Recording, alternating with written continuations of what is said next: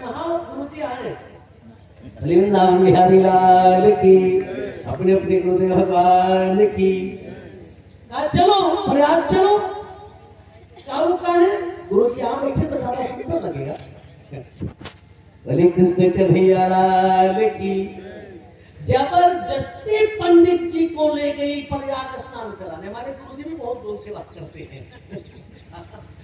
जबरदस्ती ले गई स्नान कराने, और जब हाथ पकड़ के डुबकी लगाई तो बगलिए से क्यों मछली निकली। तो बड़ी मछलियां छोटी मछलियों को खा जाती है, तो पंडिताई की नथियों में क्यों मछली डाली।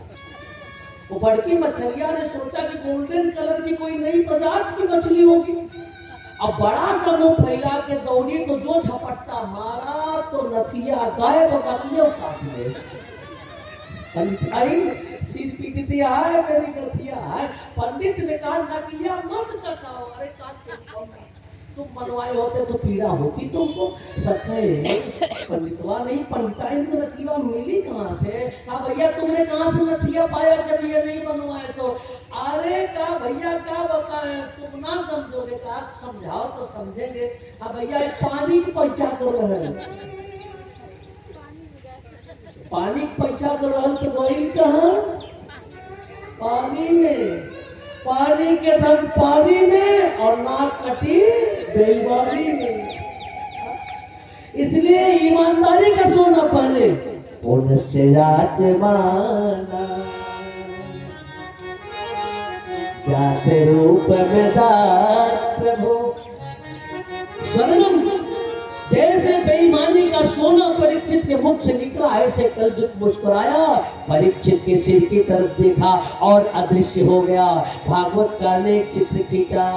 एकदा धनुरुद्यम विचरण गया, एकदा धनुरुद्यम विचरण गया, एकदा धनुरुद्यम विचरण गया, एकदा धनुरुद्यम विचरण गया, कानन मुक्त शांत सुधिता को विषम, एकदा धनुरुद्यम विचरण गया, एकदा धनुरुद्यम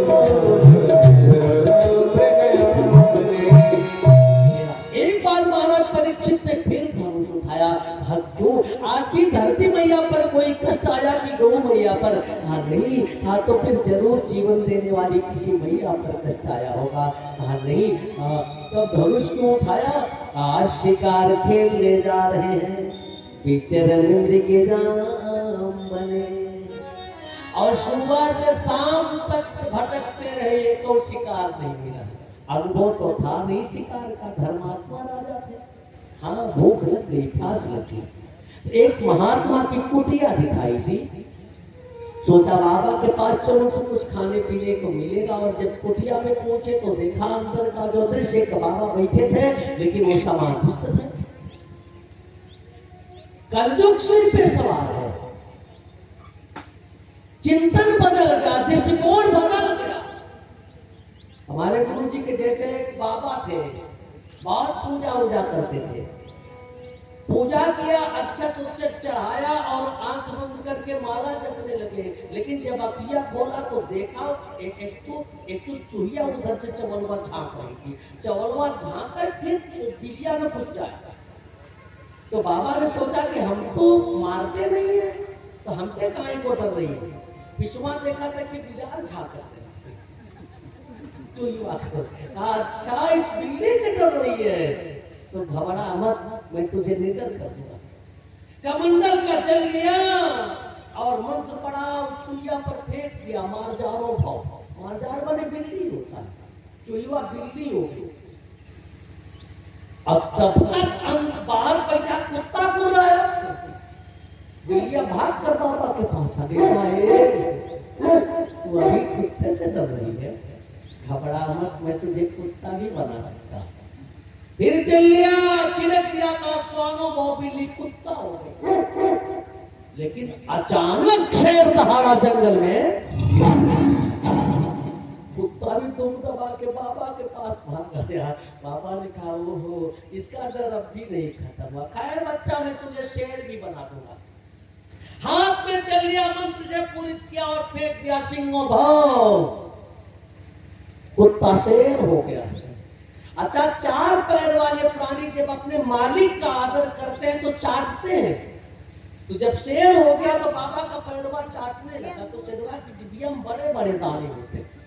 नीचे गौ माता कभी पीठ उठ चाट रही हो तो देखो दाने पीठ में लगते हैं।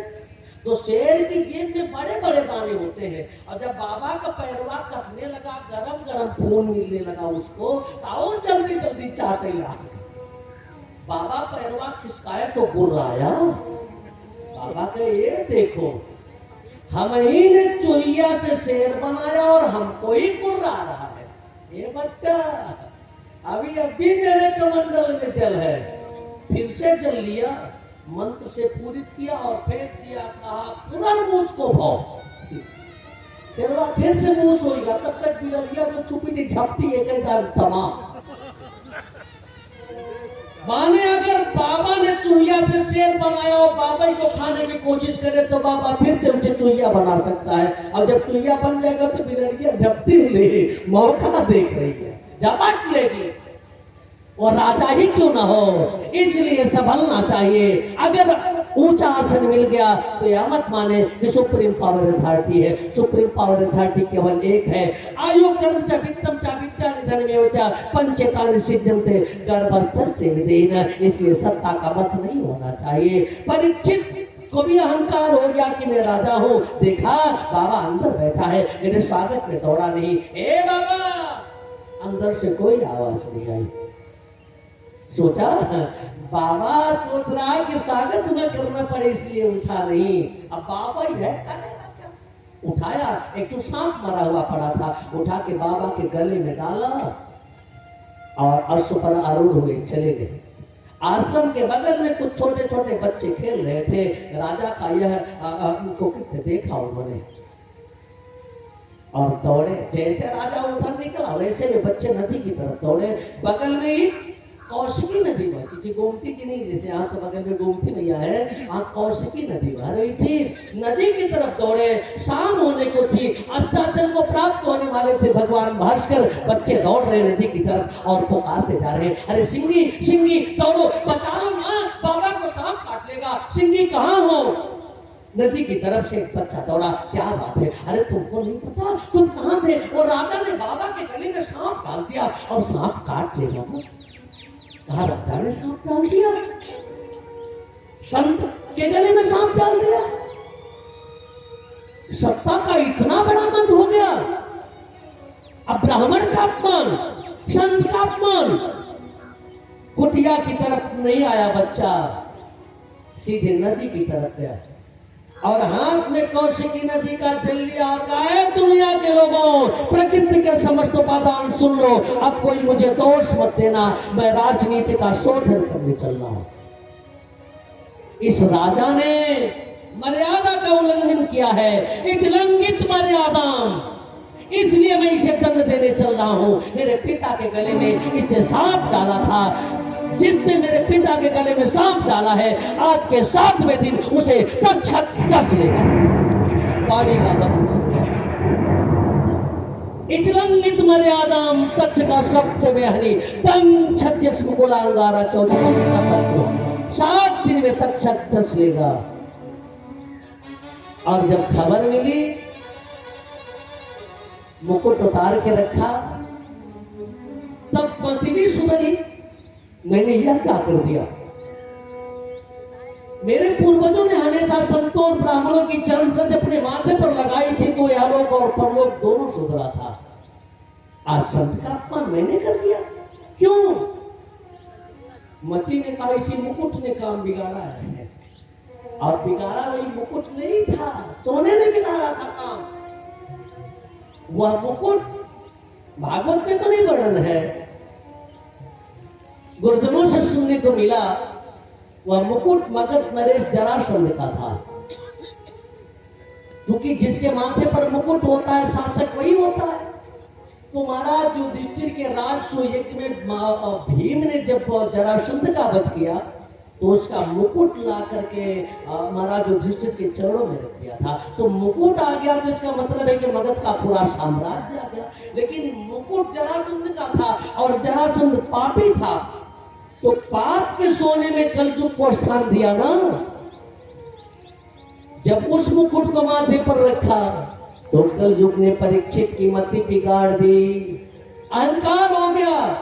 अब कोई मेरा क्या कर सकता है, मैं तो राजा हूं। परिणाम, एक 7 साल के बच्चे ने साथ दे दिया, आज के 7 महीने तक्षक डस लेगा। तब पता चला ब्राह्मण के अपमान का परिणाम क्या होता है। आए तुरंत अपने पुत्र जन्मेजय को बुलाया और सिंहासन आरूढ़ किया, उन्हें सिंहासन पर बैठाया और पहुंचे गंगा के तट पर। चूंकि ऐसी पौराणिक मान्यता है कि सांप के काटने पर अगर कोई मरता है तो उसकी आत्मा प्रेत योनि को प्राप्त हो जाती है। लेकिन कोई गंगा के तट पर मरे, तीर्थ में मरे, तो उसकी आत्मा का प्रेत योनि को नहीं प्राप्त होती, उसका उद्धार हो जाता है। तो सोचा कि गंगा के तट पर चलो, 7वें दिन तक काटेगा। क्योंकि ब्राह्मण का वचन कभी भी झूठा नहीं हो सकता। भागवत साक्षी है, सत्यम विधातुम निज भृत्य भाषितम। संत का वचन नहीं झूठा हो सकता, भगवान के भक्त का वचन झूठा नहीं हो सकता। प्रहलाद ने कह दिया कि इस खंबे में भगवान है, तो खंबे से भगवान को प्रकट होना पड़ा। अपने भक्त के का वचन भगवान सत्य करते हैं और ब्राह्मण को भगवान का मुख माना गया है।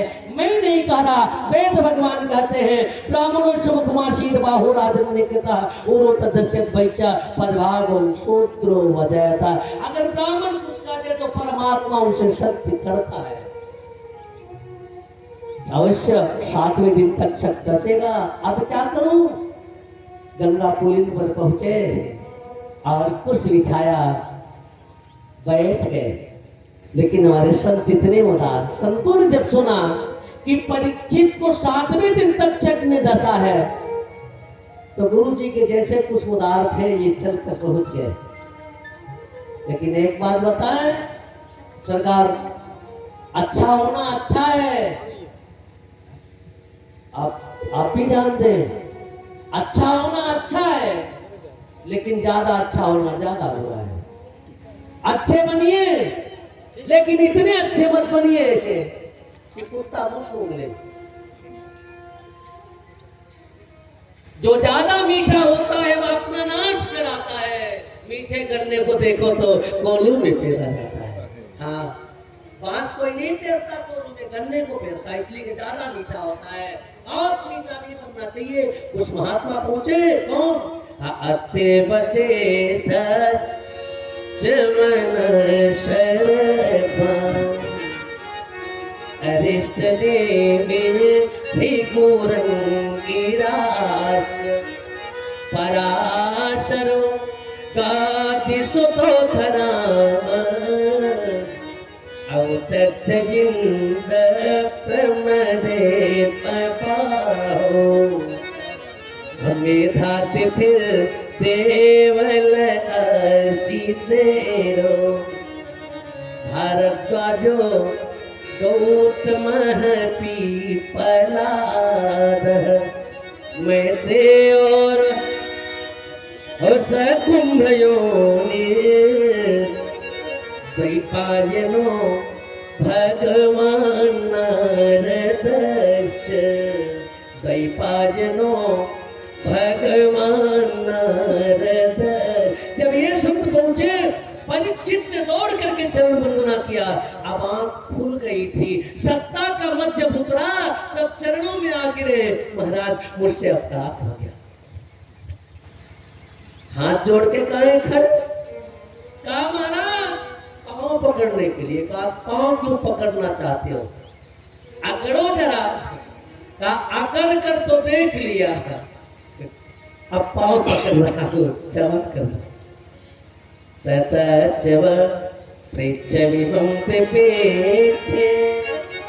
आपसे कुछ निवेदन करना चाहता हूं। क्या? सर्वात्मना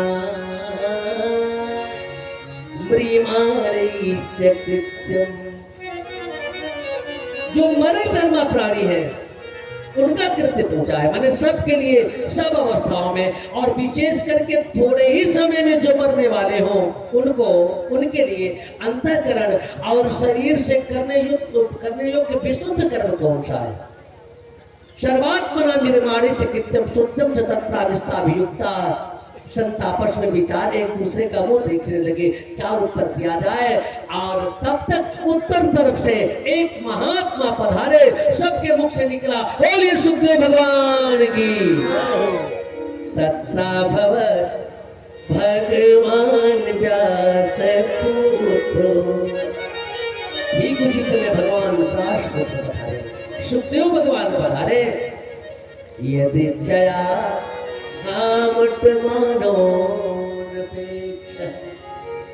शायद परीक्षित ने बुलाया होगा, कहानी ऐसे वितराग महात्मा अपनी इच्छा से आते हो, अपनी मर्जी के गुलाम होते हैं, उनका राजा केवल वही परमात्मा है।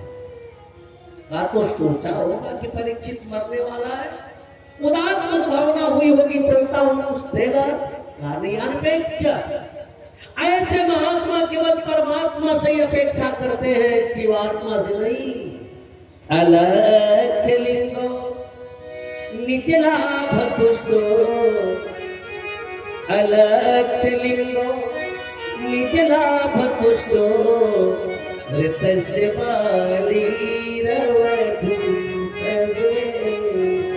सभी महात्मा खड़े हो गए, सुखदेव भगवान की जय, सुखदेव भगवान की जय, सुखदेव भगवान की जय। हर किसी ने जयकारा लगाया। परीक्षित आंखों में आंसू भरे और हाथ जोड़कर सामने खड़े। सुखदेव भगवान ने कहा, क्या चाहते हो? कहा, सरकार कुछ पूछना चाहता। क्या पूछ लो। मेरे पिता व्यास जी है, मेरे पिता में पराशर जी है, भगवान नारद है, सब योगी हैं, पूछ लो इनसे। क्या जानता हूं ये योगी है, लेकिन आप कौन हो यह भी जानता। अतः पृच्छामि संसिद्धिं योगिनां परमं गुरुं। ये योगी हैं, लेकिन आप योगियों के भी गुरु हो, और केवल गुरु नहीं कहा, परम उपसर्ग लगा दिया, आगे जाने की कोई जगह नहीं। आप तो योगियों के भी परम गुरु हो, इसलिए आपसे निवेदन करता हूँ। हाँ, पुरुषस्य यत् कार्य। मास्टर साहब, इसी प्रश्न के उत्तर में आगे की पूरी भागवत है, अथवा इस प्रश्न के उत्तर से फिर प्रश्न शुरू हुआ, लेकिन राजर्षि परीक्षित के यही प्रश्न है। पुरुषस्य यत् कार्य म्रियमाणस्य सर्वथा। इस संसार में आकर के मनुष्य को क्या करना चाहिए, और जो मरण धर्मा प्राणी है उनका मुख्य कर्म क्या होना चाहिए? तो सुखदेव भगवान ने कहा, अरे वाह राजन, तेरे प्रश्न बहुत अच्छे। वरियाने सुते प्रश्न है, वरियाने सुते प्रश्न कि तो कहूंगी पर। राजन, तेरे प्रश्न बहुत अच्छे हैं, और अच्छे इसलिए हैं कि तेरे प्रश्न में लोकहित छुपा हुआ है। ते एक व्यक्ति का नहीं, एक समाज का नहीं, एक वर्ग का नहीं, लोकहित छुपा हुआ है, और वही सच्चे अर्थों में अच्छा है जो सबके हित का चिंतन करे। आप कह सब भलो, अपनों कह कोई, लेकिन तुलसी सब कह जो भलो, सुजन सराही सोई। जो सबके लिए भला हो वही सराहना का पात्र होता है, उसी का नाम होता है, उसी की सराहना की जाती है। ए राजन, तेरे प्रश्न बहुत अच्छे हैं, इसलिए उत्तर दूंगा, लेकिन ये बता, तू मरने से डर रहा है क्या? नहीं सरकार, जानता हूं मरना तो नहीं है, और यह भी जानता हूं कि ब्राह्मण बालक ने साफ किया तो 7वें दिन मृत्यु होनी है। निश्चित ब्राह्मण का साफ झूठा नहीं हो सकता, ब्राह्मण वचन झूठा नहीं हो सकता, लेकिन मरूं परंतु वह मृत्यु न मरूं। अगर सुधार बहुत अच्छा है, सांप के काटने पर मरूंगा तो आत्मा प्रेत योनि को प्राप्त हो जाएगा। संत कहते मुख से भगवान का नाम आ जाए तो उद्धार हो जाता है, लेकिन जन्म जन्म मुनि जतन कराही, अंतराम कहीं आवत नहीं। नहीं। अंत में कोई बिटिया को बुलाएगा, कोई बेटवा को बुलाएगा, कोई नाती को बुलाएगा, कोई कहेगा